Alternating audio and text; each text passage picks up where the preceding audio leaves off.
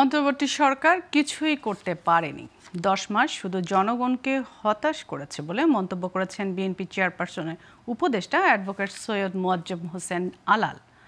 সকালে জাতীয় প্রেস ক্লাবে অপরাজেয় বাংলাদেশ আয়োজিত যুব সমাবেশে এমন মন্তব্য করেন তিনি।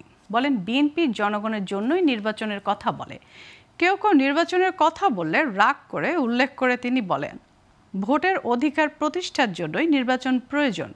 এ সময় আওয়ামী দোসরদের সরকার পুনর্বাসনের চেষ্টা করছে অভিযোগ করে আলাল বলেন, প্রশাসনের বিভিন্ন পর্যায় থেকে ফ্যাসিবাদের দোসরদের অপসারণ না করলে বিএনপি তাদের তালিকা প্রকাশ করবে। এই ফ্যাসিবাদের দোসরদের তালিকা প্রকাশ করে দেব এবং সেই তালিকা জনসমক্ষে সাংবাদিকদেরকে দেব, দেয়ালে দেয়ালে টানিয়ে দিব সারা বাংলাদেশে।